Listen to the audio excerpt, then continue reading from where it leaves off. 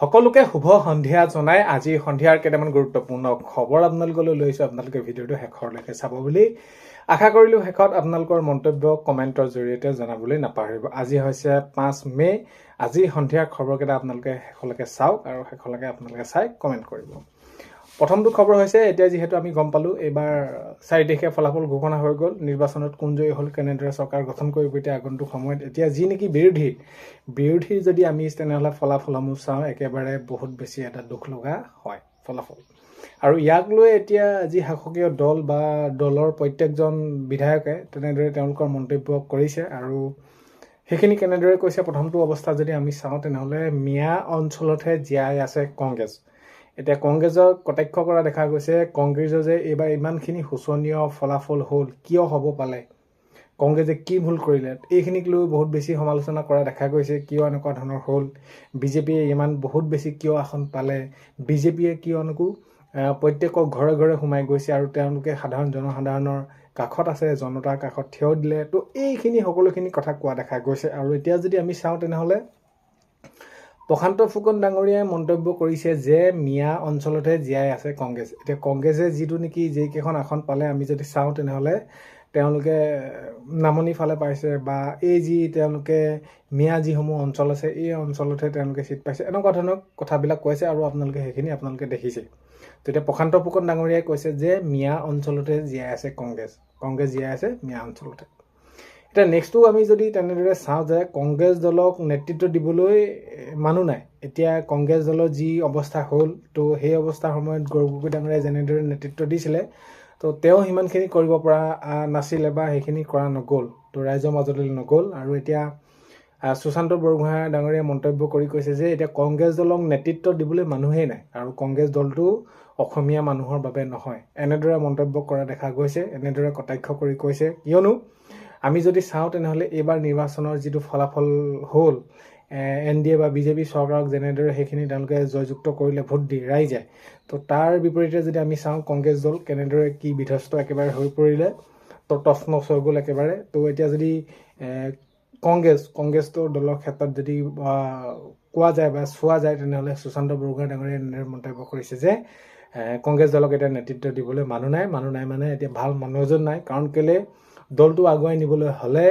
দলটোৰ হৈ ভালদৰে কাম কাজ কৰিব লাগিব, ৰাইজৰ মাজলৈ যাব লাগিব আৰু ৰাইজে যিটো বিচাৰে সেইখিনি আমি কৰিব লাগিব, এনেদৰে মন্তব্য জনাইছে।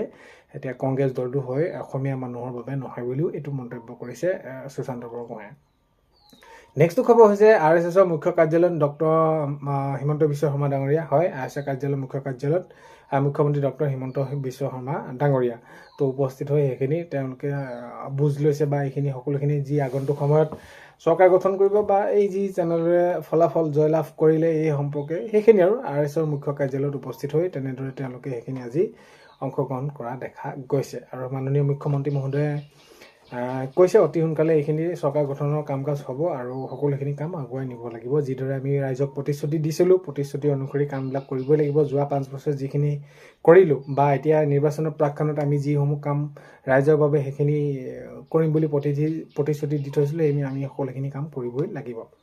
এতিয়া চৰকাৰী ঘৰ, এতিয়া আমি যদি চাওঁ তেনেহ'লে চৰকাৰী ঘৰৰ ক্ষেত্ৰতো মাননীয় মুখ্যমন্ত্ৰী মহোদয়ে জনাইছিলে যে নিৰ্বাচনৰ পিছতে লাখ লাখ পৰিয়ালে চৰকাৰী ঘৰ পাব। এতিয়া চৰকাৰী ঘৰ পোৱাৰ ক্ষেত্ৰত এতিয়া মাননীয় মুখ্যমন্ত্ৰী মহোদয়ে কোৱা অনুসৰি এতিয়া নিৰ্বাচন শেষ হ'ল, নিৰ্বাচনৰ ফলাফলো ঘোষণা হ'ল, চৰকাৰ গঠন কৰিব। গঠন কৰাৰ পাছত এতিয়া যিসকল লোকে চৰকাৰী ঘৰৰ বাবে জিঅ'টেক কৰিছিলে, তাৰপিছত তেওঁলোকৰ নাম আহিলে আৰু আগন্তুক সময়ত এতিয়া তেওঁলোকে চৰকাৰী ঘৰ পাবলৈ গৈ আছে। এতিয়া হয়, প্ৰায় লাখ লাখ হিতাধিকাৰীয়ে চৰকাৰী ঘৰ পাবলৈ গৈ আছে আৰু আগন্তুক সময়ত চৰকাৰ গঠনৰ পাছতে তেওঁলোকে কেতিয়া কেনেদৰে পাব সকলোখিনি কথা ঘোষণা কৰিব, বা আগন্তুক পৰ্যায়ত কি কেনেদৰে সেইখিনি ভেৰিফিকেশ্যন কৰে সেইখিনি এটা উল্লেখনীয় বিষয় হ'ব। মুঠৰ ওপৰত সকলোখিনি কাম কৰিব। আৰু মুখ্যমন্ত্ৰী মহোদয় এইটো মই কৈছোৱে ভিডিঅ'বিলাকত, এতিয়া এইকেইদিন খুব বেছি কৈ আছে যে আমি দিয়া যি সকলোবোৰ প্ৰতিশ্ৰুতি, যিসমূহ প্ৰতিশ্ৰুতি দিছিলে মাননীয় মুখ্যমন্ত্ৰী মহোদয়, ৰাইজৰ হৈ যিসমূহ কাম কৰিম বুলি কৈছিলে সকলোখিনি কাম কৰিম বুলি লাহে লাহে এইখিনি কৈছে। লাহে লাহে মানে সেইখিনি পৰ্যায়ক্ৰমে যেনেদৰে কৰিব পাৰি এতিয়া আমি দিয়া সকলোবোৰ প্ৰতিশ্ৰুতি পূৰ কৰিম, মুখ্যমন্ত্ৰী মহোদয়ে এনেদৰে মন্তব্য কৰা দেখা গৈছে বা এইখিনি কথাটো কৈছে।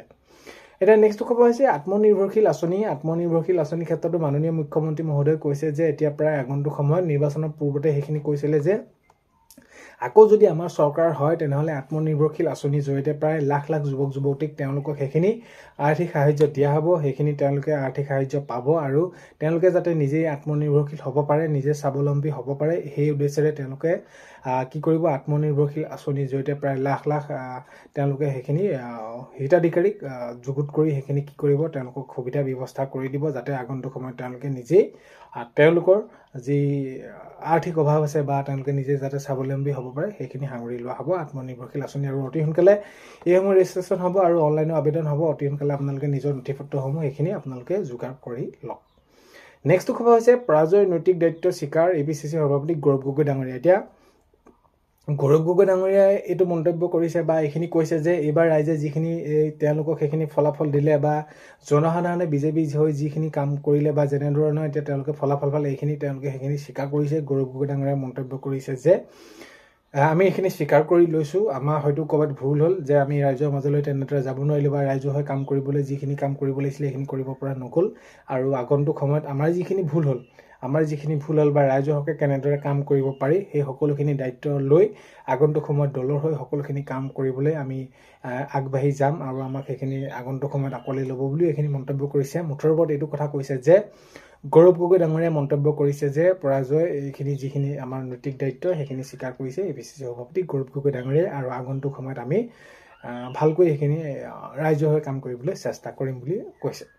নেক্সট খবৰ হৈছে চৰকাৰী ভূমি অবৈধভাৱে দখল কৰা সকলৰ বিৰুদ্ধে চলিব বুলডোজাৰ। বিধায়ক শশীকান্ত দাসে মন্তব্য কৰিছে যে যিসকল চৰকাৰী ভূমিত অবৈধভাৱে যিসকল মিয়া আছে অবৈধভাৱে আছে তেওঁলোকে যিসকল দখল কৰি আছে আৰু এইখিনি ক্ষেত্ৰত মাননীয় মুখ্যমন্ত্ৰী মহোদয়েও পূৰ্বতে কৈছিলে, নিৰ্বাচনৰ পূৰ্বতে সেইখিনি জনাইছিলে।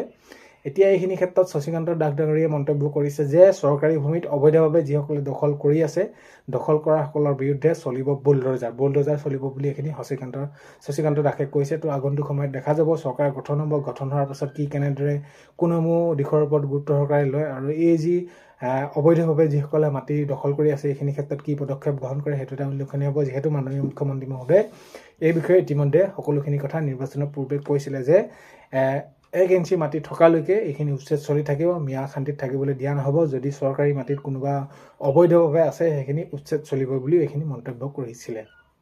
নেক্সট খবৰ হৈছে ৰঙানদী সমষ্টি হৈ মই একেবাৰে জীৱনৰ শেষ মুহূৰ্তলৈকে ভালদৰে কাম কৰি যাম। অসমবাসী হৈ ৰঙানদী সমষ্টিবাসীয়ে মোক যেনেদৰে মৰম দিলে বা মৰম কৰিলে এইখিনি মই কেতিয়াও নাপাহৰোঁ, এনেদৰে জনাইছে ঋষিৰাজ হাজৰিকা ডাঙৰীয়াই। তো ঋষিৰাজ হাজৰিকাই এনেদৰে মন্তব্য কৰি কৈছে যে যিহেতু মই ৰঙানদী সমষ্টি হৈ কাম কৰি আছিলোঁ আৰু ৰঙানদী সমষ্টিও মোক ল'ৰা বুলি ভাবে আৰু মই আগন্তুক সময়ত বা এই যি ৰঙানদী সমষ্টিৰ দায়িত্ব এই সকলোখিনি মই সুচাৰুৰূপে কৰিবলৈ চেষ্টা কৰিম, কাৰণ কেলৈ মই ৰঙানদী সমষ্টিবাসীৰ বাবেই এই সন্মান লাভ কৰিছোঁ, এনেদৰে জনাইছে ঋষিৰাজ হাজৰিকা ডাঙৰীয়াই। নেক্সট খবৰ হৈছে কৰ্মচাৰী পেঞ্চনাই নিয়মিতভাৱে পাই থাকিব। এইখিনি যদি আমি চাওঁ তেনেহ'লে কৰ্মচাৰীসকলে যি তেনেদৰে তেওঁলোকৰ মিউচুৱেল ট্ৰেন্সফাৰ হওক এইখিনি ক্ষেত্ৰত আৰু যদি আমি চাওঁ তেওঁলোকে পেঞ্চনো কোনোবাই যদি কৰ্মচাৰী অৱসৰ গ্ৰহণ কৰিছে পেঞ্চনো তেওঁলোকে সঠিকমতে পাব। কৰ্মচাৰীসকলৰ দৰমহাৰ ক্ষেত্ৰতো সেইখিনি সঠিক সকলোখিনি কাম কৰি থকা হ'ব বুলি মুখ্যমন্ত্ৰী মহোদয়ে জানিবলৈ দিছে। অৰ্থাৎ এই সকলোখিনি তেনেদৰে তেওঁলোকে সকলো নিয়মিতভাৱে পাই থাকিব। নেক্সট খবৰ হৈছে অৰুণোদয় আঁচনিৰ ক্ষেত্ৰত এতিয়া বহুত ভাগে কৈছে অহা 10 তাৰিখে দিব নে নিদিয়ে, কি হ'ব কি নহ'ব, 10 তাৰিখে তেওঁলোকক দিয়া হ'ব নে নহয়। এতিয়া আগন্তুক সময়ত যিহেতু চৰকাৰ গঠন কৰিব, চৰকাৰ গঠন কৰাৰ পাছত অহা 10 তাৰিখে দিয়া হ'ব নে নহয় সেইখিনি মুঠৰ ওপৰত পোৱাটো পাব। 10 তাৰিখে দিব নাই বা অহা মাহত একেলগে দি দিব সেইটো এটা উল্লেখনীয় বিষয় হ'ব, কিন্তু পোৱাটো বহুত বেছি সম্ভাৱনা আছে যিহেতু এতিয়া ৰানিং এইটো আপোনালোকৰ স্কিম হয়। তো আগন্তুক সময়ত এইকেইদিনৰ ভিতৰতে গম পোৱা যাব, কিন্তু অহা 10 তাৰিখে পোৱাটো আপোনালোকৰ খাটাং অৰুণোদয় আঁচনি। তো এইখিনি আছিলে 5 মে সন্ধিয়া আজি খবৰ, এইকেইটাই আপোনালোকক জনালোঁ। ভিডিঅ'টো আপোনালোকে শেষলৈকে চাই থকাৰ বাবে বহুতেই বেছি ধন্যবাদ। তো আজিলৈ মানে অন্য এটা ভিডিঅ'তে লগ পোৱাৰ আশাৰে বাই।